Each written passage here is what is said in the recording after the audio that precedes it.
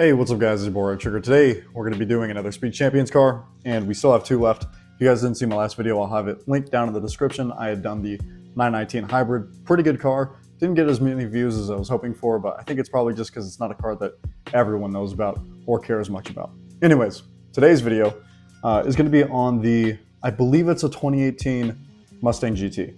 And the reason why I say believe and not know is because it actually doesn't say if it's a 2018 or not. On the box it says Ford Mustang GT. It is a 5.0, which I believe means 5-liter engine. And then the next video is going to be this 1968 Ford Mustang Fastback.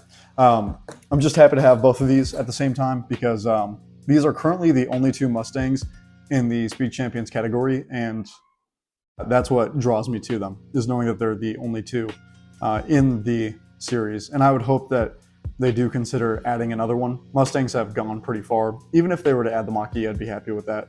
But an 8-wide Mustang, like an actual muscle car, or even like a duo pack, like what they did with the Lamborghini with the Huracan and the Urus, but make it like a Mach-E and a, I don't care what it is really. Even the newest Mustang that is planned to release, unless it's already released, I don't know. But I've been seeing a couple of pictures of that on Twitter. Looks good. I think it would look great in 8-wide Speed Champs, and considering the fact that they're doing the 963 with all of its curves, makes me pretty certain that they can do pretty much anything at this point. With all that out of the way, we are going to be focusing on that, what I believe to be 2018 Ford Mustang. Let's just jump right into it.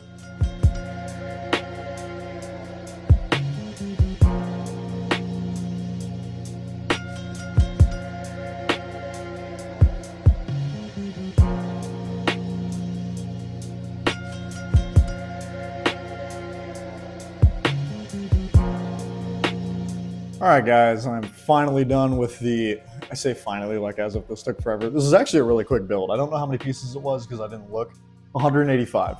I've got the box sticking out of my trash can sideways, so not a long process at all. In fact, this is one of the few cars that have like a tiny amount of stickers. So we love to see that. Obviously, the reason why these cars are out is because these are all muscle cars, or at least that's what we would define most of these as. This is more NASCAR than anything, but it's Camaro, so I'm gonna let it slide. Then of course we've got the Challenger, or sorry, the Charger, and then we've got the Demon, and then we have the Challenger, and then we have Dom's Challenger. So, or is this the Charger? Yeah, sorry, this is the Charger. Charger, Challenger, I always get those mixed up, but you see the cars, you probably know, it's fine. This is kind of why I would really like to see 8-wide variation of the Mustang. Because if you take a look at, obviously, these two, you know, these are basically the same car, except this one's an 8-wide with the Fast and Furious trademark. This one is not with the Fast and Furious trademark, but it's very obvious. But it's a 6-wide, so you can see that leap in detail is insane. So if you take this level of detail and apply it to the Mustang, I really want to see what we'd be able to get out of that.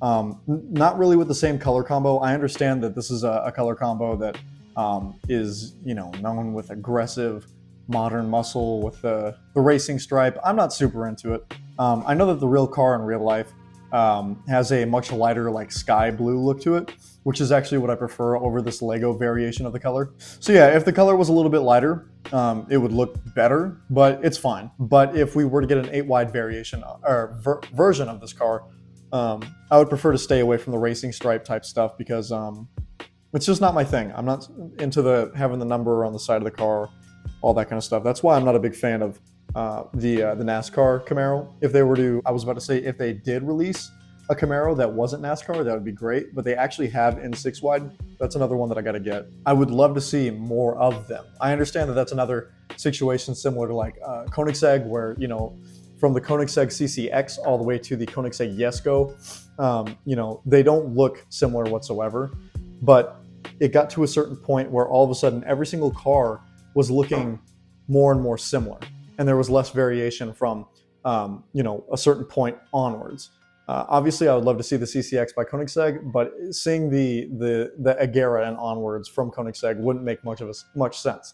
So it makes sense why there's a, I think, 2018 Mustang, and then we have a 1968 Mustang, because that is a real, you know, just like what I explained, where in the beginning looked a certain way, and now we're all the way over here.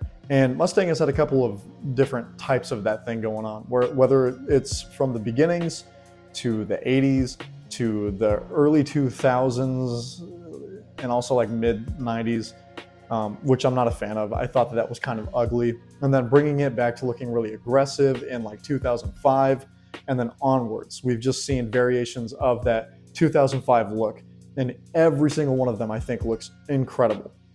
Obviously, I want the older cars as well.